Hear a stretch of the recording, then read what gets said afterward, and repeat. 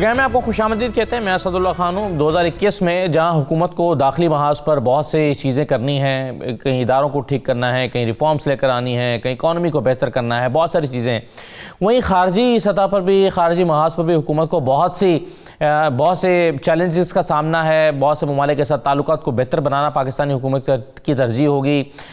کئی دنیا میں کئی نئے بلاکس بن رہے ہیں, پاکستان کو اپنی پوزیشننگ بہتر کرنا ہوگی. امریکہ کے نئے صدر کے ساتھ تعلقات کیسے رہیں گے, افغانستان کے ساتھ فوجوں کا جو انخلاء ہے اور وہاں پر جو جو پروسیس ہے, پیس پروسیس ہے, اس میں کردار ادا کرنا ہوگا یا کیا کردار رہے گا. پھر سعودی عرب کے ساتھ معاملات ہیں, ایران کے ساتھ ہیں, ترکی کے ساتھ ہیں, UAE کے ساتھ ہیں. تو سوال یہ پیدا ہوتا ہے کہ 2021 میں پاکستان کے لیے جو خارجی محاذ پر جو چیلنجز ہیں وہ کیا ہیں اور کس طرح سے پاکستان کو ٹیکل کرے گا. پھر فیٹف کا معاملہ ہے, پھر کچھ اور چیزیں ہیں, IMF کے ساتھ معاملات ہوں گے. تو ہم دیکھیں گے کہ آج کے پروگرام میں کہ پاکستان کو کس ملک کے ساتھ تعلقات کو بہتر بنانے میں ذرا مشکل کا سامنا کرنا پڑے گا, کون سے نئے بلاکس بن رہے ہیں, پاکستان کہاں کھڑا ہے, یہ تمام چیزیں آج کے پروگرام کا حصہ رہیں گی. ماریہ سلطان صاحب ہمارے ساتھ موجود ہیں, سینئر تجزیہ کار ہیں. بہت شکریہ ماریہ صاحب, آپ کو خوش آمدید کہتے ہیں. آصف درانی صاحب مجھے جوائن کر رہے ہیں, سابق سفیر ہیں. آصف درانی صاحب خوش آمدید. اوریا مقبول جان صاحب ہمارے ساتھ موجود ہیں, اور ارشاد احمد عارف صاحب ہمارے ساتھ موجود ہیں. آپ دونوں سینئر تجزیہ کار ہیں. میں تمام مہمانوں کو خوش آمدید کہتے ہوئے ماریہ صاحبہ آپ کے سامنے پہلا سوال رکھتا ہوں. آپ کے خیال میں 2021 میں کون سے چیلنجز پاکستان کے سامنے رہیں گے؟ دیکھیں 2021 جو ہے بڑا اہم سال ہوگا پاکستان کے لیے اور پاکستان کی خارجہ پالیسی کے لیے, کیونکہ اس وقت پاکستان کو کچھ فیصلے کرنے ہوں گے. سر فہرست تو یہ ہے کہ پاکستان امریکہ کے ساتھ اپنے تعلقات کو کتنی حد تک استوار کر سکے گا. یہ اس پس منظر میں ہے کہ اس وقت امریکہ کے جتنے بھی معاہدے ہوئے ہیں ہندوستان کے ساتھ وہ اپنے حتمی جو ہے انجام تک نہ صرف پہنچ چکے ہیں, لیکن 2021 سے ان کے اوپر عمل درآمد شروع ہو جائے گا. اس کا مطلب ہے علاقائی طور کے اوپر امریکہ ہندوستان کو اپنے پارٹی اور اپنے جو ہے ایک طرح سے آپ حامی کے طور کے اوپر دیکھیں گے. اسی طرح جو دوسرا فیصلہ اس کے ساتھ منسلک ہے, اگر ہندوستان جو ہے امریکہ کا ایک طرح سے آپ کہہ سکتے ہیں حامی و ناصر یا ایک طرح سے ان کا ہر اول دستے کا کردار ادا کرے گا اس خطے میں, تو ظاہر ہے جو افغانستان کی صورتحال ہے اس کے اندر بھی آپ کو ہندوستان کی نہ صرف پیش قدمی نظر آئے گی, لیکن اس کے اوپر بھی اس کا جو ہے آپ کو جو ان کے اثرات ہیں وہ نظر آئیں گے. اس کے ساتھ ساتھ آپ کو اس بات کا بھی فیصلہ کرنا ہوگا کہ چین کے ساتھ آپ کتنی حد تک آگے چلیں گے, اور جو سی پیک کا جو دوسرا فیز ہے جس میں انڈسٹریلائزیشن یعنی صنعت کاری اور اس کے ساتھ منسلک مختلف چیزیں, ان کو آپ آگے لے کے کیسے بڑھتے ہیں. یہ تو ہندوستان, امریکہ اور چین کے نقطہ نظر سے. اس کے علاوہ جو باقی علاقائی طاقتیں ہیں جیسے ایران, سعودی عربیہ اور روس, یہ تمام ایسی طاقتیں ہیں جن کے بارے میں بھی آپ کو کچھ فیصلے کرنے ہوں گے. ان تمام تر چیزوں کے اندر جو کچھ فیصلے ہیں اس میں آپ کو یہ دیکھنا ہوگا کہ کیا پاکستان کی آئندہ جو خارجہ پالیسی ہے وہ آپ سیکیورٹی کے اوپر رکھیں گے یا آپ پاکستان کی خارجہ پالیسی اس کے جو اہداف ہیں وہ اقتصادی طور کے اوپر رکھیں گے. اور اگر آپ اقتصادی طور کے اوپر رکھیں گے تو اندرونی طور کے اوپر آپ کتنی حد تک آگے بڑھیں گے. پھر اس سے بڑھ کر سب سے بڑا مسئلہ آپ کے لیے یہ بھی ہوگا کہ جو فیٹف کے اندر جو آپ نے مختلف قسم کی جو ہے غیر مشروط طریقے سے آپ نے بہت ساری جو ہے ان کی باتیں مانی ہیں, ان کی اثر جو ہے وہ اپنی اقتصادی صورتحال پہ کیسے ہوگا, اندرونی طور کے اوپر آپ کتنی حد تک یہ تمام چیزوں کو آگے لے کے جا سکیں گے. اور پھر سب سے آخر میں لیکن سب سے اہم یہ بھی ہے کہ اگر افغانستان کی صورتحال اس میں کوئی خاص تبدیلی آتی ہے اور وہ بہتری کی بجائے برتری کی مطلب بری طریقے مطلب دوسری طرف چل پڑتی ہے, تو اس کے اندر آپ کے اوپر دہشت گردی کے لحاظ سے آپ کے اوپر کس قسم کی جو ہے اثرات مرتب ہوئیں گے. یہ وہ تمام چیزیں ہیں جو آپ کو نہ صرف دیکھنے بھی ہوں گی, پھر یہ بھی دیکھنا ہوگا کہ ان تمام کھیل کے اندر جو متحدہ عرب امارات ہے, سنگاپور ہے, ہندوستان ہے, امریکہ ہے, جو ایک طرف ہیں, ان کے جو گھٹ جوڑ ہے وہ آپ کے اقتصادی اور آپ کی خارجہ پالیسی پہ کتنی حد تک منفی اور کتنی حد تک مثبت کردار ادا کرے گی. ابھی تک تو یہ آپ کے لیے ایک چیلنج ہے, کیا اپنے ان تعلقات کو آپ استوار کر سکیں گے. یہ ایک بہت بڑا فیصلہ ہے اور یہ آپ کو دیکھنا ہوگا کہ کتنی حد تک اور کس بنیاد کے اوپر آپ آگے چلتے ہیں. بالکل صحیح. یہ آپ نے بہت عام سوال اٹھایا, اور اوریا صاحب ہمارے صاحبہ نے کہا کہ آپ دیکھنا یہ ہے کہ آپ اپنی پالیسی کو سیکیورٹی بیسس پر استوار کرتے ہیں یا اقتصادی طور پر. تو اب کیا یہ دونوں بیک وقت نہیں ہو سکتی؟ کیونکہ شاید ایسا لگتا ہے کہ پاکستان کچھ ممالک کے ساتھ تعلقات اپنی سیکیورٹی کو بہتر بنانے کے لیے، اپنے دفاع کو بہتر بنانے کے لیے اس بنیادوں پر کر رہا ہوگا، اور کچھ ممالک کے ساتھ تعلقات شاید اقتصادی طور پر استوار کرنا چاہ رہا ہو، جیسے ترکی کے ساتھ یا ایران کے ساتھ کچھ اپ کمنگ پروجیکٹس ہیں. تو آپ کس طرح سے دیکھ رہے ہیں پاکستان کی پالیسی کو؟ دیکھیں، کسی طور پر بھی اقتصادیات اور سیکورٹی کو نیشن سٹیٹس میں کسی طور پر علیحدہ کیا ہی نہیں جا سکتا. بڑی زبردست قسم کے انہوں نے 15-20 سوالات جو ہیں وہ رکھتی ہیں ہم سب کے سامنے، اور خود بھی ظاہر بات ہے ماشاءاللہ اس کا جواب دینے کے اہل رکھتی ہیں. ظاہر بہت بڑے ایکسپرٹ ہیں، ان کے پاس سوال کا جواب بھی موجود ہوگا کہ پچھلے سال نومبر میں جو انڈو پیسفک جو ان کا اسٹریٹجی آئی ہے، اور اس کے بعد انہوں نے جو ان 15 ملکوں کو اپنا الائٹ تصور کیا ہے، اور پھر جاپان اور آسٹریلیا اور انڈیا کا ایک خاص معاہدہ بنا کے بلاک بنا کے اور اس چائنا کی کنٹینمنٹ کے اوپر صورتحال کی ہے، تو یہ بیسیکلی ہے تو سیکورٹی پیکٹ، لیکن اس کی انڈر کرنٹ سارا کچھ اقتصادیات ہے. اور اقتصادیات کیا ہے کہ انہوں نے چائنا کو کنٹین کرنا ہے. اور چائنا کو کیوں کنٹین کرنا ہے؟ ظاہر بات ہے اس کے بارے میں کوئی دو رائے نہیں ہے کہ چائنا اس وقت ایک ایمرجنگ اکنامک پاور کے طور پر اٹھتا چلا جا رہا ہے، ناٹ ایمرجنگ بلکہ ایک قسم کا اسٹیبلشڈ اکنامک پاور بنتا چلا جا رہا ہے. پھر اس کے ساتھ ساتھ جو چائنا کی جو لاسٹ بہت بڑی جو میٹنگ ہوئی جس میں 100 کے قریب ممالک شامل ہوئے تھے، اور یہ پہلی دنیا کی میٹنگ تھی جس میں اندر امریکہ کو انوائٹ نہیں کیا گیا تھا، جس میں تمام یورپ کے ممالک، باقی چیزیں جو چائنا کی خاص طور پہ اس سے روڈ اس سے اپنا ٹرین کے جو تازہ ان کے اچیومنٹس ہیں اس سے فائدہ اٹھانا چاہتا ہے، ٹرین ٹریک سے باقی چیزوں سے، اور سی پیک کا حصہ بننا چاہتا ہے سارے ون بیلٹ ون روڈ کا. اس سارے سینیریو کے اندر ایک بات یاد رکھیے کہ پاکستان 2021 میں فیصلے کی پوزیشن میں آئے گا کہ اس نے کس طرف جانا ہے، اور صرف پاکستان نہیں اس پورے ریجن کے اندر لوگوں کو فیصلے کرنے پڑ جائیں گے کہ انہوں نے کس بلاک کے ساتھ کھڑا ہونا ہے. آپ کے ساتھ سب سے بڑا ایشو جو ہے وہ سعودی عرب اور یو اے ای کا یہی ہے کہ آپ کے لوگ وہاں پر امپلائی ہیں جی، اور وہ وہاں پر ایک بہت بڑا طبقہ ہے جو رہتا ہے. بہت سارے ایسے ملک ہیں جن کو ہم ویسے گھیر لیتے ہیں کہ جن کے ساتھ سمجھتے ہیں کہ ہم اس فارن پالیسی کے ارینا میں گھیر، مطلب ملائیشیا کے ساتھ آپ کا کیا تعلق ہے؟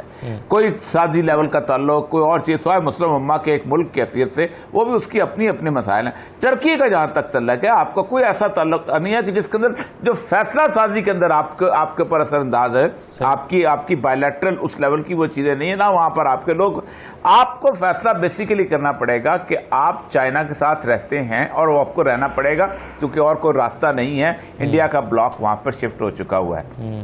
افغانستان کی انہوں نے بڑی زبردست بات کی کہ وہاں پر کیا صورتحال ہوگی اگر افغانستان میں ایک ایسی سچویشن پیدا ہوتی ہے اور آپ چائنا کے ساتھ کھڑے ہیں، تو پھر آپ کو پھر یہ نہیں ہونا پڑے گا کہ آپ سیٹوں سینٹوں کے رکن بھی ہیں اور ویتنام میں جا کے ووٹ بھی دیتے ہیں اس کے خلاف. پھر آپ کو اس وقت، کیونکہ یہ بہت نازک قسم کی کیفیت بنتی چلی جا رہی ہے آئندہ آنے والے سالوں کے اندر، اور آپ کو یہ بھی فیصلہ کرنا ہے. کیونکہ بعض دفعہ ہم برادر اسلامی ملک ایران کی بات کرتے ہیں تو میں وہاں رہا ہوں کچھ عرصہ، وہ اس کے ساتھ بھی آپ کی کیا اکنامک ٹائز ہوئے کہ پڑوسی کے، اس کے علاوہ تو اور کوئی صورتحال نہیں ہے. تو ان ساری چیزوں کو آپ کو پہلے وزن پڑنا پڑے گا کہ معاشی طور پہ کون ہمارے لیے بہتر ہے، ایک اپنا اس کے ساتھ ساتھ اپنا سیکورٹی کے حساب سے کون ہمارے لیے بہتر ہے، اور باقی وزن کرنے کے بعد فیصلہ کرنا ہوگا. ٹھیک ہے.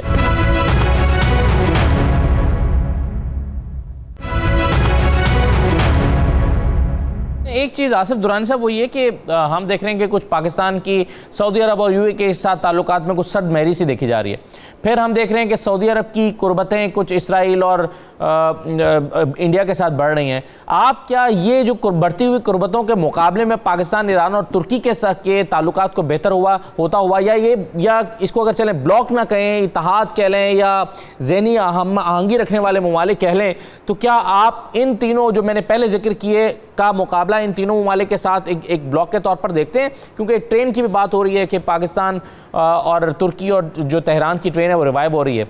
جی دوانی صاحب. بہت شکریہ. پہلے تو میں یہ واضح کر دوں، یہ جو پاکستان ایران ترکی ٹرین ہے یہ ایکو کے پروجیکٹ کا حصہ ہے، تو اس لیے اس کو آپ کوئی اور نظر نہ دیں، کوئی اور معنی بھی نہ پہنائیں. اور دوسرا یہ ہے کہ سعودی اور جو یو اے ای کے جو جس طرح سے اب وہ سامنے آئے ہیں، اس میں خاص کر یو اے ای نے جو ابراہم ایکارڈ کیا ہے، تو اس میں ظاہر ہے ان کی اپنی کیلکولیشنز ہیں، سیکیورٹی کیلکولیشن زیادہ ہیں، ان کا ایران کے ساتھ جو رائیولری ہے اس کانٹیکس میں انہوں نے یہ جو اتحاد کیا ہے، اور ظاہر ہے وہ ٹرائبل سوسائٹی ہیں، تو وہ سوسائٹی جو ہے وہ اپنے مفادات کے لیے کسی حد تک جا سکتے ہیں، تاریخی طور پہ بھی ایسا ثابت ہوتا ہے. اور میرے نزدیک یہ ہے کہ یہ جو اتحاد، یہ نئے الائنس کی بات کر رہے ہیں جیسے ایران، پاکستان، ٹرکی، میرے خیال میں فی الحال پاکستان کی جو پالیسی ہے وہ یہ ہے کہ اگر مسلم ممالک کے درمیان کوئی تنازع ہوتا ہے تو اس میں کوئی سائیڈ لینے کے بجائے بہتر یہ ہے کہ آپ ایک پازیٹیو نیوٹرلٹی کا جو ہے رول ادا کریں. جیسے سعودیہ اور ایران کے کانٹیکس میں جب یمن یا اس سے پہلے جب سعودیہ کی ایمبیسی جو ہے تہران میں جلائی گئی ارلی 2016 میں، تو اس میں یہ ایک بہت ٹینشن ہو گیا تھا. سعودیہ نے اپنے تعلقات اس سے منقطع کر لیے ایران کے ساتھ. تو پاکستان اگر سائیڈ لیتا تو اس سے یہ ہو جاتا کہ پھر پاکستان کی جو ایک ایز اے میڈیٹری رول ہے وہ بالکل ختم ہو جاتا. یہ میں اس لیے اس پہ ایمفیسائز کروں گا کہ اگر آپ جو ہے جس خطے میں اب ایران آپ کا ڈائریکٹ نیبر ہے، اور جو ہے سعودیہ کے ساتھ آپ کے جو ہے وہ تعلقات وہ اسٹریٹجک نوعیت کے ہیں. اس وقت بھی آپ کے کوئی ڈویژن سے زیادہ فوجیں وہ سعودیہ کے اندر ہیں. پازیٹیو نیوٹرلٹی میں اس لیے کہہ رہا ہوں کہ سعودیہ کے یا یو اے کے اگر ان کی سیکورٹی کو تھریٹ ہوتا ہے تو ہماری طرف سے ان کو ایشورنسز ہیں. ایران کو ہماری ایشورنسز یہ ہیں کہ our territory will not be used against them. تو یہ ایک ہے. اور دوسرا یہ ہے کہ اگر ہم جو ہے سائیڈ لینے لگیں گے تو اس صورت میں پھر ہم اپنے آلریڈی تیسرا فرنٹ کھول لیں گے. Already our hands are full. ایک طرف افغانستان ہے، وہاں انسٹیبل ہے، اور وہ انسٹیبلٹی کی وجہ سے آپ کے لیے ایک جو ہے وہ ایک نازک صورتحال ہے. انڈیا کے ساتھ آپ کا آلریڈی جو ہے ایک فرنٹ ہے، تو دو فرنٹ سچویشن آلریڈی ہے. اب اگر آپ کوئی پوزیشن لے لیتے ہیں اس کے اندر تو آپ تیسرا فرنٹ تھا، you can not afford third. تو کیا سر اس میں امپورٹنٹ چیز یہ ہے شاہد عارف صاحب کہ کیا اگر ہم ایران کے ساتھ تعلقات بہتر کرنے کی کوشش کرتے ہیں تو اس کا خود بخود مطلب یہ ہوگا کہ ہم سعودی عرب کے ساتھ تعلقات خراب کر رہے ہیں؟ کیا کوئی ایسی پوزیشن ہو سکتی ہے کہ دونوں کے ساتھ ہمارے تعلقات ٹھیک رہیں؟ بالکل، ماضی میں ہم ایسا کر چکے ہیں. ماضی میں ہماری پالیسی جو رہی ہے، دیکھیں ایک دور تھا جب ہم امریکہ کے اتحادی تھے. چین کا نام لے کے نام سن کے امریکی جو سربراہان حکومت تھے، عہدیدار تھے، عوام تھے، ایون وہ نام سن کے ان کو دل کا دورہ پڑ جاتا تھا. لیکن اس وقت ہم نے کھلی کھڑکی تھے ہم چین کے لیے. چین کے ساتھ ہمارے تعلقات آگے بڑھ رہے تھے. چین کے سربراہ یہاں آتے تھے، ہم اسی طرح اس کا استقبال کرتے تھے جس طرح ہم امریکی سربراہ کا استقبال کیا کرتے تھے. یہ ہماری متوازن پالیسی جب تک رہی ہے پاکستان فائدے میں رہا ہے. جب بھی ہم عدم توازن کا شکار ہوئے، مشکلات اس وقت ہمارے لیے پیدا ہوئی ہیں.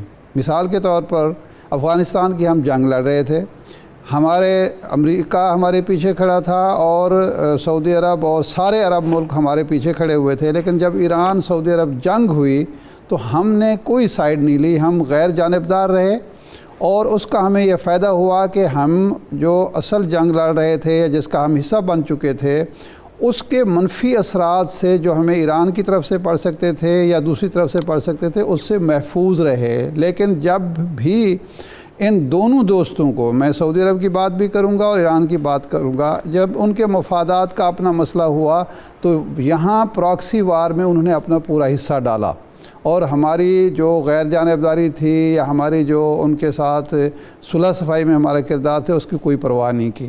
تو اس لیے دو چیزیں ہمیں ہمیشہ پیش نظر رکھنی چاہیے. جب ہم نے رکھی اور جب رکھیں گے تو ہم فائدے میں رہیں گے. ایک اپنا مفاد اور دوسرا غیر جانبداری. جی، ہم ایک ایسا ملک جو مقروض بھی ہو، جو اپنے ہتھیاروں کے حوالے سے، اپنی معیشت کے حوالے سے امریکہ پر انحصار کرتا ہو، اور وہ ایران خواہ چین کا ایشو ہو، خواہ ایٹمی پروگرام کا ایشو ہو، خواہ CTBT کا ایشو ہو، خواہ ایران عراق جنگ کا مسئلہ ہو، وہ غیر جانبداری شو کرے لیکن اور فاصلہ پیدا کرے. اور سعودی عرب تو پاکستان کو غیر جانبدار رہنے پر تو ناراض ہوتا رہا ہے نا ماضی میں، کہ آپ غیر جانبدار کیوں، آپ ہماری طرف کھڑے کیوں نہیں ہو رہے؟ میں اس کی وجہ بیان کرتا ہوں. یہ ہمارے ہاں خرابی کب پیدا ہوئی ہے؟ جب ہمارے ہاں جو ہماری لیڈرشپ تھی، مضبوط لیڈرشپ تھی، جو ویژن والی لیڈرشپ سی ہم اس سے محروم ہو گئے. ہمارے ہاں وہ لوگ آ گئے اقتدار میں جن کا نہ کوئی ویژن تھا, نہ ان کے اندر کوئی مضبوطی اور استحکام تھا, اور وہ اپنے معمولی فائدے کے لیے, ذاتی فائدے کے لیے, خاندانی فائدے کے لیے, سیاسی فائدے کے لیے دوسروں کے مرہون منت ہو گئے. مثال کے طور پر UAE کہ یہ حیثیت کب ہوئی ایک نیوکلیر پاکستان کے مقابلے میں کہ وہ ہمیں ڈکٹیٹ کرائے, جبکہ وہ شکار کے لیے اور یہاں آ کے ہمارے مرہون منت ہوا کرتے تھے. سعودی عرب کی یہ پوزیشن کب ہوئی کہ وہ ہمیں ڈکٹیٹ کرائے, جبکہ اس کے دفاع کا انحصار, اس خاندان کے دفاع کا انحصار جو ہے کافی حد تک ہم پر ہے. تو یہ ہم نے اپنی پوزیشن خود کمزور کی ہے, کسی اور نے نہیں کی. ایک دور تھا امریکہ, میں بھارت کی بات کرتا ہوں, ایک ہمسایہ ملک, دشمن ملک, بڑا ملک, فوج کے حوالے سے, رقبے کے حوالے سے, آبادی کے حوالے سے. 85 تک ہمیں دنیا بھر میں بھارت کے مقابلے میں برابری کی سطح پر ٹریٹ کیا جاتا تھا. کیا اس وقت ہمارے پاس فوج بڑی تھی, ہماری اکانومی زیادہ مضبوط تھی, ہم کیا تھے اس وقت ہمارے ہاں عزم ہمارا مضبوط تھا, ہماری لیڈرشپ جو تھی مضبوط تھی. اس کے بعد ہم نے خود ہی کہنا بڑا بھائی بنا لیا اس کو, چھوٹے بھائی بن گئے, اور پھر اس نے وہی سلوک کیا جو برادر خود کے ساتھ ہوا کرتا ہے. رائٹ سر, تو چلے دیکھتے ہیں کہ یہ جو ہماری کمزوری بن گئی ہے اس کو کیسے اپنی طاقت میں تبدیل کیا جا سکتا ہے. اور پلس یہ کہ میں امریکہ کے حوالے سے خاص طور پر بات کرنا چاہوں گا کہ پاکستان نئے امریکی صدر سے اس سال میں کیا توقعات رکھ رہا ہے, اور اسی طرح سے امریکی صدر کی پاکستان سے کیا توقعات ہوں گی. ایک چھوٹا سا بریک لیتے ہیں, بریک کے بعد واپس آتے ہیں.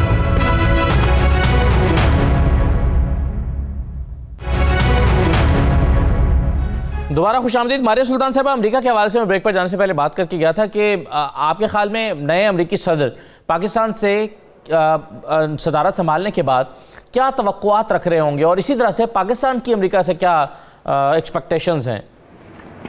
دیکھیں, پاکستان کی تو ایکسپیکٹیشنز بہت ساری ہیں. ابھی کچھ دیر پہلے بھی ہم اپنی مختلف توقعات کی باتیں کر رہے تھے. مسئلہ دراصل یہ ہے کہ جو قومیں ہیں وہ اہم تاریخی مواقعوں کے اوپر اہم فیصلے کرتے ہیں. ہمارا مسئلہ ہمیشہ یہ رہا ہے کہ ہم نے ان تمام اہم تاریخی جتنے بھی مواقع گزرے ہیں ان کے اوپر نہ پاکستان کے لیے, نہ پاکستان کی حیثیت کے مطابق فیصلے کیے ہیں, اور نہ ہی پاکستان کی توقعات اور پاکستان کے تحفظات کی وہ جنگ اس سطح پہ لڑی جس سطح پہ ہمیں لڑنی چاہیے تھی. چاہے ایران عراق کی جنگ ہوئی, عراق کی جنگ کے اندر آپ نے دیکھا کہ مصر نے جو ہے اپنے تمام قرضے معاف کروا لیے. پاکستان نے کہا جی ہم اس کے اوپر انڈیپینڈنٹ رہتے ہیں. آپ اس وقت انڈیپینڈنٹ رہے, آپ نے کوئی فیصلہ نہیں کیا, لیکن کچھ عرصے بعد جیسے کہ ابھی بات چیت چل رہی تھی کہ آپ پراکسی وار کے اندر جو ہے گھس گئے. اسی طرح آپ کے ساتھ جو امریکہ کے جو تعلقات ہیں, جس وقت آپ کو یہ تعلقات استوار کرنے چاہیے تھے امریکہ کے ساتھ, اس وقت آپ نے صرف اور صرف FPAC یعنی افغانستان پاکستان کی جو اصطلاح ہے امریکہ کی, اس کے تحت آپ نے ان کے ایک سیکیورٹی کے پارٹنر کے طور کے اوپر ان کے ساتھ پچھلے 20 سال گزارے. ہمیں یہ بات نہیں بھولنی چاہیے کہ اس وقت امریکہ جو ہے ہندوستان کے ساتھ اپنے تمام جو معاہدے ہیں ان کو ایک حتمی انجام تک پہنچا چکا ہے. اس کا مطلب ہے تقریباً 60 سے زائد معاہدے. اس کا مطلب ہے کہ اب امریکن دفاع اور ہندوستانی دفاع اب یکساں ہوگا. اس کا مطلب ہے کہ ان کی علاقائی نقطہ نظر یکساں ہوں گے. اب ایسی صورتحال میں اگر آپ یہ سمجھتے ہیں کہ امریکہ جو ہے آپ کے ساتھ اس قسم کے تعلقات استوار کرے گا جہاں آپ کی اقتصادی اور آپ کی جو سیکیورٹی کی جو نیڈز ہیں, یعنی کہ جو آپ کی ضروریات ہیں ان دونوں کو پورا کرے گا, تو یہ آپ کی غلط فہمی ہے. اس وقت آپ کے جو آئندہ جو آنے والے صدر ہیں امریکی صدر جو بائیڈن صاحب, آپ کو نہیں بھولنا چاہیے کہ یہ وہی شخص ہے جنہوں نے کیری لوگر برمن ایکٹ لے کے آئے تھے, جس میں انہوں نے کہا کہ وہ political party capacity building, small business start ups, media کی کیپیسٹی بلڈنگ, اور اس کے ساتھ ساتھ جو آپ کی ایٹمی پروگرام ہے اور آپ کی جو دفاعی صلاحیت ہے اس کے ساتھ بھی مختلف چیزوں کو نہ صرف مشروط کیا گیا, لیکن ساتھ یہ کہا گیا کہ جب تک امریکہ کے پاس ایک خاص ان کی تسلی بخش آپ کام نہیں کریں گے تو امریکہ جو ہے نہ صرف آپ کے ساتھ اپنی امداد کو روکے گا, لیکن اس کے ساتھ امریکہ کے جو تعلقات ہیں آپ کے ساتھ وہ بھی اس طرح استوار نہیں ہوں گے. اس کیری لوگر برمن ایکٹ میں انہوں نے علاقائی طور کے اوپر آپ کو ذمہ دار ٹھہرایا علاقائی استحکام کو خراب کرنے کا. اس صورتحال میں جو بائیڈن صاحب کے آنے کے بعد یقینی طور کے اوپر آپ کے ملک میں ایک طرف یہ تمام پیسے آئیں گے, لیکن یہ تمام پیسے پاکستان یا حکومت پاکستان کے پاس نہیں آئیں گے، کیونکہ اس اصطلاح اس بل کے تحت یہ تمام پیسے وہ اپنی مرضی کے مطابق لوگوں کو دیں گے، کیونکہ اس میں یہ بھی لکھا ہوا ہے کہ جو لوگ امریکہ کے مفاد کے لیے پاکستان میں کام کریں گے اور امریکہ میں کام کریں گے، ان کا نام اگلے 30 سالوں تک نہ صرف خفیہ رکھا جائے گا، لیکن جن لوگوں کو 1,000 یعنی $1,00,000 سے زیادہ دیے جائیں گے ان کو مخفی رکھا جائے گا اور ان کے مقاصد بھی مخفی رکھے جائیں گے۔ ایسی صورتحال میں آپ کے جو آئندہ 4 سال ہیں وہ مشکل بھی ہوں گے اور مختلف بھی ہوں گے، اور اس میں اگر آپ سی پیک کو ایک طرح سے جو ہے وہاں اس بات کا فیصلہ نہیں کرتے کہ ہندوستان اور امریکہ کے جو تعلقات ہیں وہ اقتصادی طور پہ کیسے آپ پہ امپیکٹ کرتے ہیں اور آپ نے اقتصادی طور پہ چین کے ساتھ اپنے انڈسٹریل پالیسی کو کس طرح طے کرنا ہے، تو یہ آپ کے لیے نہ صرف مشکل ہوگا لیکن آپ کے لیے ایک بہت بڑا چیلنج بھی بنے گا، کیونکہ آپ کے پاس پلوامہ ٹائپ اٹیکس بھی جو ہے جاری ہوں گے جہاں نان کانٹیکٹ وار کے ذریعے وہ آپ کے اوپر مختلف اقدامات اٹھائیں گے، لیکن اس کے ساتھ ساتھ اقتصادی طور کے اوپر بھی فائنینشیل ایکشن ٹاسک فورس کے ذریعے آپ کے اوپر جو ہے دباؤ جو ہے جاری رہے گا۔ تو یہ ایک آئندہ 4 سال آپ کے لیے آسان نہیں ہوں گے، بہت مشکل ہوں گے۔ پبلسٹی وائز بہت کہا جائے گا کہ امریکہ جو ہے پاکستان کے ساتھ ہے، لیکن اندرونی طور کے اوپر اور علاقائی طور کے اوپر اور بین الاقوامی سطح پہ آپ کے لیے بہت بڑا چیلنج ہوگا اگلے 4 سال۔ صحیح ہے۔ اس میں اس چیلنج میں کو نیوٹرلائز کرنے کے لیے جو نیکسس بتایا جا رہا ہے امریکہ اور جو انڈیا کی جو ڈیلز ہوئی ہیں، اس میں چائنا اپنا کتنا کردار ادا کر سکتا ہے درانی صاحب؟ دیکھیے، پاکستان چائنا کا جو اسٹریٹجک ریلیشن شپ ہے وہ اپنی جگہ موجود ہے، اور اس میں جتنے بھی اپس اینڈ ڈاؤنز آئے ہیں اس میں وہ برقرار رہا ہے، اور امریکہ کے ساتھ ہمارا ٹرانزیکشنل ریلیشن شپ تھا، تو ہمیں کوئی زیادہ امید نہیں رکھنی چاہیے، اور بائیڈن صاحب اگر آئیں گے تو وہ پاکستان کو افغانستان پرزم سے دیکھیں گے، اس سے آگے نہیں ہوگا۔ یقیناً وہ ہمارا پاکستان کے نیوکلیر پروگرام پہ ان کی توجہ زیادہ ہوگی، لیکن ہمیں ذرا کانفیڈنٹلی ڈیل کرنے کی ضرورت ہے، کیونکہ آپ ایک نیوکلیر پاور ہیں اور we should behave like a nuclear power. ہمیں یہ اس طرح کے جو ہے وہ زیب نہیں رہتا۔ آپ دیکھیے، آپ کے پاس مالی مشکلات یقیناً ہیں، اور وہ مالی مشکلات کے باوجود چائنا پاکستان میں $60 بلین سے اوپر کا جو ہے انویسٹمنٹ کر رہا ہے، تو ظاہر ہے اس میں پاکستان کا اپنا پوٹینشیل ہے، اور یہ ایک گیم چینجر ہوگا۔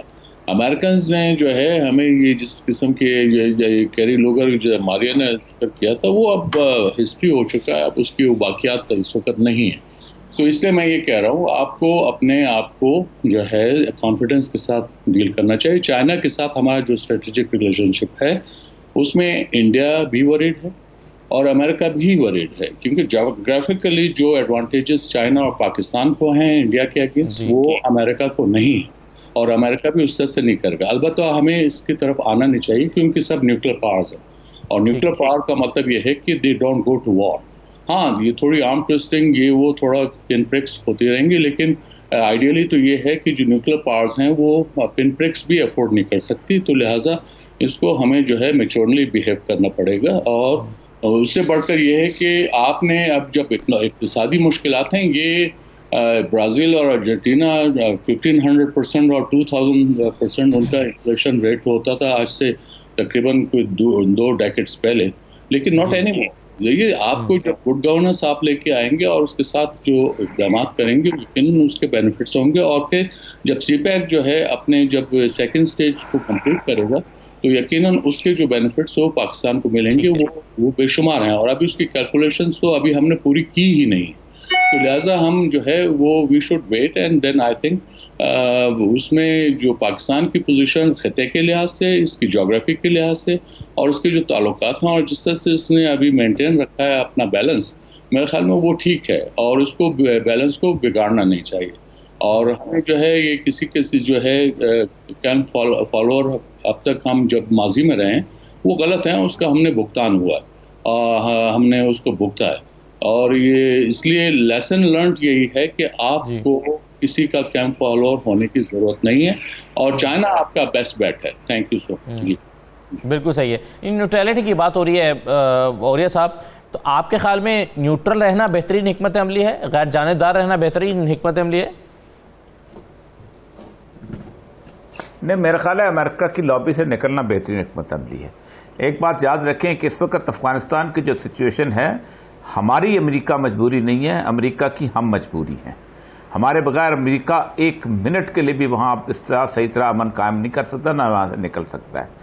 آپ اس وقت جو بھی نیگوسیشنز ہو رہی ہیں، جس طرح کی بھی ہو رہی ہیں، آپ سوچ نہیں سکتے کہ اگر پاکستان اس کے اندر سے ایز اے پارٹنر نکل جائے تو جو حالات ہیں اس حالات کے اندر ایران اور اس طرح کی جو صورتحال ہے اس کے اندر امریکہ کو ناکوں چنے چبوا دیے جائیں۔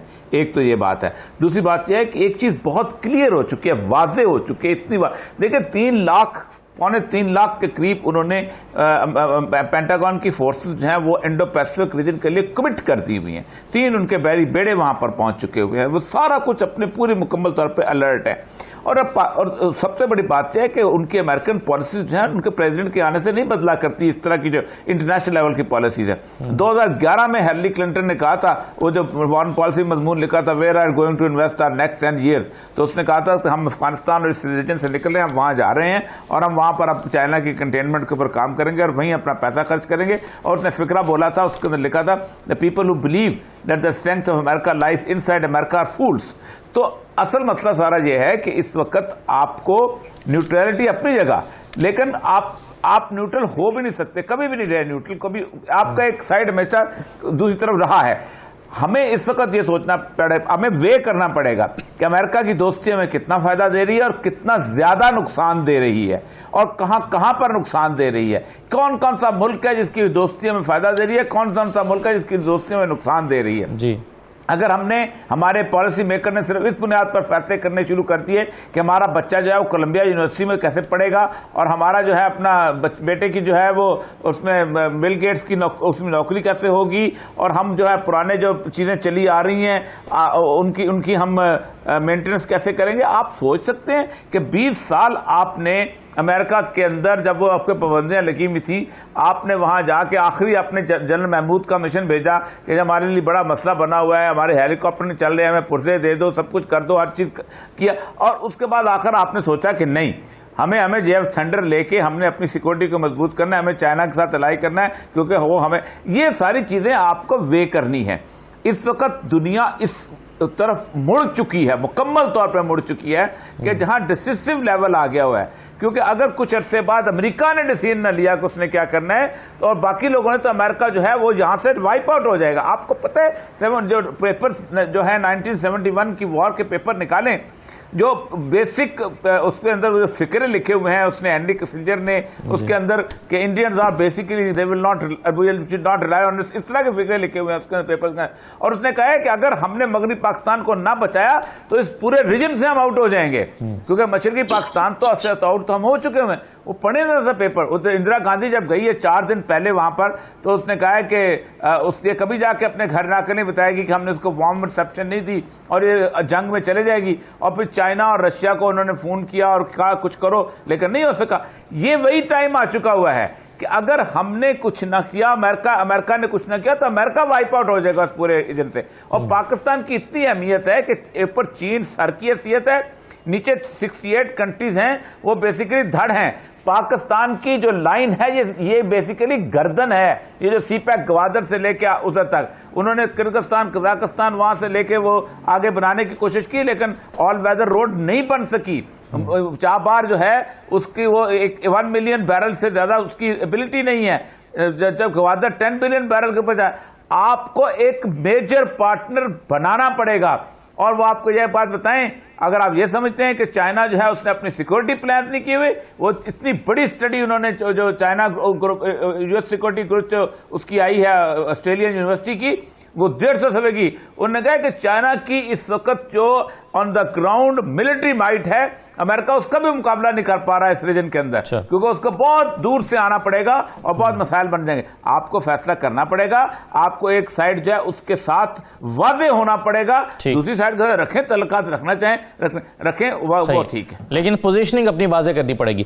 رائٹ جی، اچھا کشمیر کے معاملے پر میں ارشاد صاحب اپنی رائے دیجیے گا کہ پاکستان کے پاس کیا آپشنز ہیں؟ وہ قانون میں ترمیم ہوئی، ریورٹ نہیں کروایا جا سکا، پاکستان مسئلہ کشمیر کو حل کرنے کے لیے اس سال میں کیا اقدامات اٹھا سکتا ہے؟ ہوپس کیا ہیں؟ یا جوں کا توں چلتا رہے گا خدا نخواستہ؟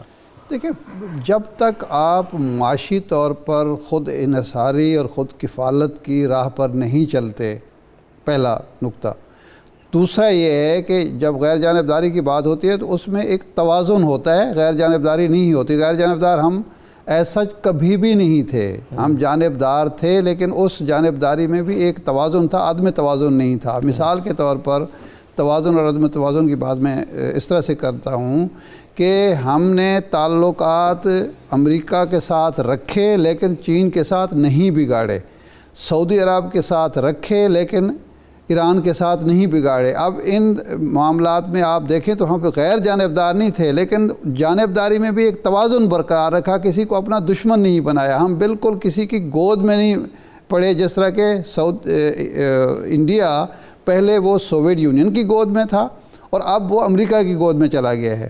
یہ ہم سے زیادہ انڈیا کے دانشور ہمیں بتا رہے ہیں کہ جناب والا اس طرح تو پاکستان نے بھی کبھی نہیں کیا تھا، پاکستان کی کسی حکومت نے کیا تھا، امریکہ کے ٹاؤٹ نہیں بنے تھے جس طرح مودی بن چکے ہیں.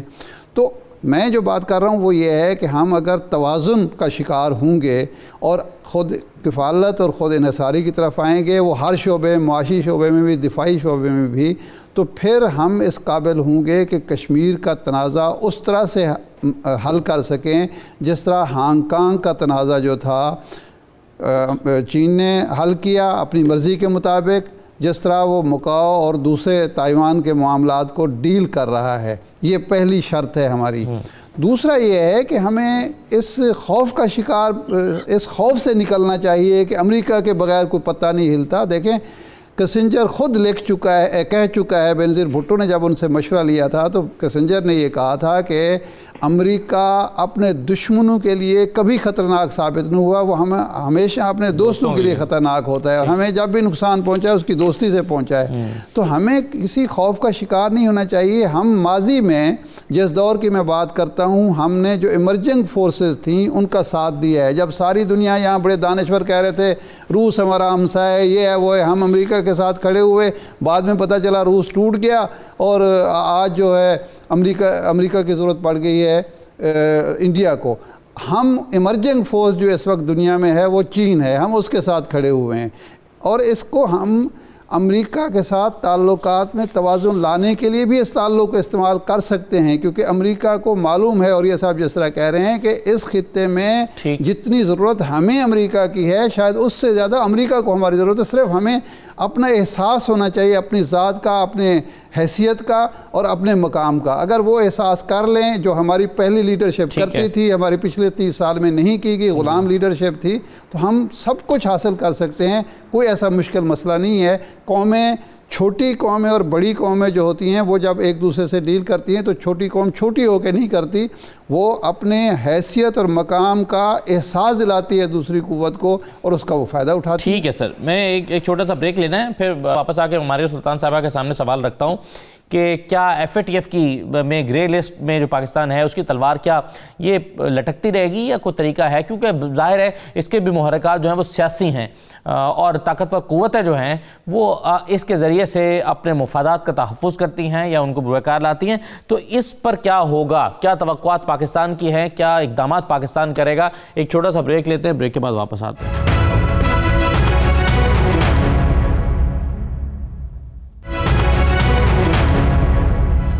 دوبارہ آپ کو خوش آمدید کہتے ہیں. مارے سلطان صاحب، ایف اے ٹی ایف کی گریڈ لسٹ سے نکلنے کے لیے پاکستان کو مزید کیا کرنا ہوگا اور کیا آپ کو لگتا ہے، چونکہ بہت سارے لوگ سمجھتے ہیں کہ اس کے محرکات سیاسی ہیں اور انٹرنیشنل جو پاورز ہیں ان کو نہیں سوٹ کرتا کہ پاکستان گریڈ لسٹ سے نکلے، اس کے ذریعے سے وہ بازو مروڑتے رہتے ہیں، تو آپ کی کیا توقعات ہیں اس سال پہ؟ دیکھیں اس میں کوئی دو رائے نہیں ہے کہ فیٹف جو ہے ایک کوئی بین الاقوامی سٹینڈرڈ ایسا نہیں ہے جو صرف اور صرف اصولوں کی بنیاد کے اوپر طے کیا گیا ہو. اس کے پیچھے دو محرکات ہیں. ایک محرکات یہ ہے کہ جو بین الاقوامی دہشت گردی ہے اس کے اندر جو فائنینسز ہے ان کو روکا جائے اور اس کے ساتھ ساتھ جو بین الاقوامی جو بڑے پیمانے پہ تابکاری پھیلانے والے ہتھیار ہیں، ویپنز آف میس ڈسٹرکشن، ان کی پولیفریشن کے لیے جو پیسے خرچ ہوتے ہیں ان کو بھی روکا جا سکے. تو یہ دو ایک ایسے اہداف ہیں جو جس کے اندر سیاسی جہاں بات چیت ہے وہاں کچھ زمینی حقائق بھی ہیں. یہ تمام چیزیں کہنے کے بعد ان کی جو 40 مختلف جو مراتبات یا 40 ایڈوائسز جو پاکستان کو دی گئی ہیں وہ کچھ ان میں سے کچھ آپ کے لیے قابل قبول ہے, کچھ آپ کے لیے ممکن میں ہے اور کچھ آپ کی ممکنات میں ہے اور کچھ آپ کے لیے ممکن نہیں ہے کہ آپ وہ کر سکیں, کیونکہ اس کے اندر 2-3 بنیادی مسائل ہیں. پہلا مسئلہ تو یہ ہے کہ اس وقت پاکستان کا جو بینکنگ سیکٹر ہے وہ 17 سے یا 20% کے درمیان دیکھ سکتے ہیں. اس سے زیادہ جو پاکستان کے اندر جو لوگ موجود ہیں وہ آپ کی بینکنگ سیکٹر سے نہ تو اس طرح متعارف ہیں اور نہ ہی اس کو استعمال اس طرح کرتے ہیں. اس کے ساتھ ساتھ آپ کے جو آفیشیل سیکرٹس ایکٹ ہیں وہ بھی بڑی حد تک آپ کے کچھ جو پروگرامز ہیں ان تک کچھ حدود لگاتا ہے. لیکن جو فائنینشیل ایکشن ٹاسک فورس ہے وہ آپ سے مختلف مرات مانگتی ہے, نہ صرف آپ سے مرات مانگتی ہے لیکن وہ چاہتی ہے کہ ان کے جو فائنینشیل مانیٹرنگ یونٹس ہیں ان کی رسائی آپ کے تمام تر سسٹمز تک اور ان تمام بینکنگ چینلز کے اوپر جو اس وقت آپ کے ملک کے اندر کام کر رہے ہیں. پاکستان 2009-10 کے اندر بلیک لسٹ ہوا تھا فیٹف کے اندر, اور اس وقت ہندوستان جو ہے ایشیا پیسیفک گروپ کا جو ہے چیئر پرسن تھا, یعنی کہ چیئر تھی اس کے وقت ہندوستان کے پاس.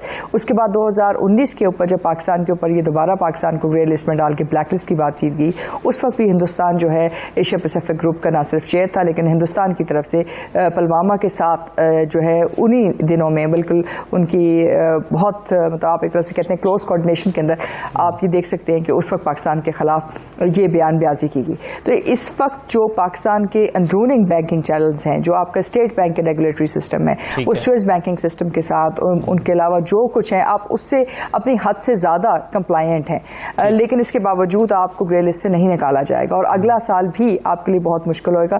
کسی صورت بھی آپ کو گرے لسٹ سے نہیں نکالیں گے, کیونکہ اگر آپ کو گرے لسٹ سے نکالتے ہیں تو آپ کی جو انسرٹنٹی ہے وہ ختم ہو جاتی ہے, چاہے وہ آپ کو بلیک کرتے ہیں یا وائٹ کرتے ہیں. دونوں صورتوں میں پاکستان کے اندر جو بھی آپ کو فائنینشیل ہٹ ہے وہ آپ لے لیں گے اور اس کے بعد پھر آپ اسے بلڈ کرنا شروع کریں گے. لیکن اگر آپ گرے لسٹ میں رہتے ہیں تو آپ کی جو فورن ڈائریکٹ انویسٹمنٹ ہے, آپ کے جو مختلف جو اقتصادی استحکام کی جو آپ کو ضرورت ہے وہ آپ حاصل نہیں کر سکتے. تو میرا نہیں خیال ہے کہ اگلا سال آپ کے لیے کیونکہ ان کی پالیسی ہی یہی ہے کہ آپ کو گرے لسٹ میں رکھیں اور اس کے علاوہ جو چیزیں وہ آپ سے مانگ رہے ہیں وہ ممکن نہیں ہے کہ آپ اتنے کم وقت میں کریں. جیسے وہ کہتے ہیں مثال کے طور پہ کہ اگر آپ کوئی سونے کی پرچیز کرتے ہیں تو وہ آپ کریڈٹ کارڈ پہ کریں. آپ مجھے بتائیں ایک ایسا ملک جو ایک صنعتی ملک نہیں ہے بلکہ ایک زرعی ملک ہے اور جہاں 80% آبادی جو ہے جن کے پاس بینکوں کی رسائی نہیں ہے, وہ کس طرح جو ہے تمام تر ٹرانزیکشنز جو سونے کی کریں گے, چاہے وہ آپ کی خواتین کی چوڑیاں یا کوئی اور چیزیں. دیکھیں تو یہ بہت ساری اس طرح کی اس پہ بہت ساری اصطلاحات ہیں جو کم وقت میں آپ کے لیے ممکن نہیں ہے کہ آپ پوری کر سکیں جب تک ایک بہت بڑا فیصلہ نہیں کیا جائے. چلیں میں وقت کم ہے, میں چاہوں گا کہ تمام لوگوں کی رائے مختصراً آ جائے. آصف درانی صاحب آپ سے شروع کرتے ہوئے, آپ کے خیال میں 2020 میں پاکستان کی خارجہ پالیسی میں کمزوریاں کیا رہی ہیں جس کو امپروو کر کے 2021 میں جو ہے وہ بہتر کیا جا سکتا ہے؟ میرے خیال میں ہمارا جو ڈومیسٹک سین ہے وہ زیادہ کمزور تھا اور اس کے اثرات جو ہے آپ کے فارن پالیسی پہ رہے ہیں, اور یہی وجہ ہے کہ آپ کا سعودیہ کے ساتھ جو ایک بدمزگی پیدا ہوئی وہ یہیں سے ہوئی. اور پھر یہ جو ابراہم ایکارڈس ہیں اس میں بھی پاکستان پہ پریشر آیا. اس میں ہماری کمزوری تو نہیں ہے, اگلوں نے جو ہے فیصلے کیے ہیں لیکن ہم نے اس کو ریئیکٹ کیا. ہم نے اب تک میرے خیال میں میچورلی ریئیکٹ کیا ہے. تو لہٰذا کمزوری آپ کی سب سے بڑی کمزوری ہے آپ کی اقتصادی حالت ہے, اور جس کی وجہ سے آپ تمام مشکلات آ رہی ہیں. میرے نزدیک سب سے بڑی کمزوری آپ کی ڈپلومیسی میں بھی اسی وجہ سے. جی اور یہ صاحب جی بالکل ٹھیک کہا سلطان صاحب نے. اگر ہم انٹرنلی مضبوط ہو, دیکھیں مطلب انٹرنلی مضبوط ہونے کے ساتھ ساتھ فیصلہ کن صورتحال ہونے چاہیے. دیکھیں ایک بہت بڑی آرگنائزیشن ہے committee for the abolition of the illegitimate debt, یہ برسلس میں قائم ہوئی تھی اور اس نے لاٹن امریکہ کے کم سے کم 4 ملک ایسے ہیں جن میں ایکواڈور سے شروع ہو کے انہوں نے وہاں تک آئے تھے, اپنا نکڑاگوا تک آئے تھے, جنہوں نے باقاعدہ ایلیجٹمیٹ ڈیٹ کو ڈیفائن کیا اور اس کے بعد باقاعدہ ڈیٹ آڈر کروایا. اور ایکواڈور نے تو 85% ڈیٹ جو ہے وہ لوگوں نے مانا کہ ایلیجٹمیٹ ہے اور اسے انکار کر دیا پے کرنے سے. نیوکلیر پاور بھی نہیں تھے, کچھ نہیں تھے, کوئی مسئلہ نہیں تھا, رول کرتا رہا تھا. امریکہ اسکول آف امریکہ بنا ہوا تھا, پورے کا پورا ملکوں کے اندر جا کے اس نے 50,000 مسنگ پرسن کر دیے تھے, کھڑے ہو گئے. فیصلہ کن صورتحال آپ کے پاس آنی چاہیے. آپ بہت پوٹینشیل والے ملک ہیں اور اس کے ساتھ ساتھ نیوکلیر پاور ہیں، اور سب سے بڑی بات ہے کہ the most important strategic location at the moment, اس سے زیادہ اسٹریٹجک لوکیشن کسی اور ملک کی نہیں ہے آئندہ آنے والی جو گیم چینج ہو رہی ہے اس کے اندر. اس کے باوجود بھی اگر آپ نے عزت و توقیر کے ساتھ فیصلے نہیں کرنے پھر تو گئے آپ کام سے. جی ارشاد صاحب. دیکھیں جی، آپ کی جو اسٹرینتھ ہے وہی آپ کی ویکنیس ہے، وہ ہے اسلام اور نیوکلیر پروگرام. دو چیزیں ہیں، وہ اسٹریٹجک پوزیشن جو ہے اس کو آپ ریلیٹ کریں ان دونوں چیزوں سے. وہ آپ کی ویکنیس بنانا چاہتے ہیں، آپ نے اس کو اگر اپنی اسٹرینتھ بنا لیا، کیونکہ جب تک یہ ہے آپ FATF ہو، خواہ وہ IMF ہو، ورلڈ بینک ہو، امریکہ ہو، یورپ ہو، آپ اگر مسلمان تشخص ہے، آپ کا اسلامی تشخص ہے اور آپ کے پاس نیوکلیر پروگرام ہے، تو کبھی وہ کچھ آئے گا، FATF کے آئیں گے، کبھی آپ گریٹ لسٹ میں جائیں گے، کبھی آپ کے قرضوں کا معاملہ اٹھے گا. یہ ساری چیزیں اس وقت ہوتی رہیں گی. اگر آپ نے یہ رہنا ہے تو پھر آپ کو وہ دباؤ برداشت کر کے فیصلہ کرنا پڑے گا کہ جناب والا ہم اب محتاج نہیں ہیں کسی کے. چھوٹے چھوٹے ملکوں نے اپنے قرضے بھی معاف کرائے ہیں، چھوٹے چھوٹے ملکوں نے اپنی خود مختاری کا دفاع بھی کیا، چھوٹے چھوٹے ملکوں نے آزادی بھی حاصل کی ہے امریکی غلامی سے اور روس کی غلامی سے. تو اگر آپ اس کو اسٹرینتھ بنا لیں گے تو میرا نہیں خیال کہ ہمارا مستقبل روشن نہیں ہوگا. ہمارا مستقبل روشن ہے، لیکن قیادت کی ضرورت ہے. اور اس وقت میں سمجھتا ہوں پر امید ہونا چاہیے کہ ہم ان کمزور قیادت سے نجات پا چکے ہیں جو مرہون منت ہے ذاتی مفادات کے لیے چھوٹے چھوٹے ملکوں کے، چھوٹی چھوٹی ریاستوں کے، چھوٹی چھوٹی اقوام کے. بہت شکریہ ارشاد عارف صاحب اور مقبول جان دران صاحب، ماریہ سلطان صاحبہ پروگرام میں شرکت کرنے کے لیے. امید کرتے ہیں کہ 2021 میں پاکستان بہتر طریقے سے اپنی پوزیشن کو بہتر بناتے ہوئے بہتر فیصلے کرے گا، اور وہ ممالک جن کے ساتھ سرد مہری چل رہی ہے ان کے ساتھ تعلقات کو بہتر کرنے کی کوشش کی جائے گی، اور پھر اپنے آپ کو بہتر طریقے سے جو ہے وہ امریکہ اور بڑی جو طاقتیں ہیں ان کے سامنے پیش کیا جائے گا. بہت شکریہ پروگرام میں شرکت کرنے کے لیے تمام مہمانوں کا. اجازت دیجیے، اللہ حافظ.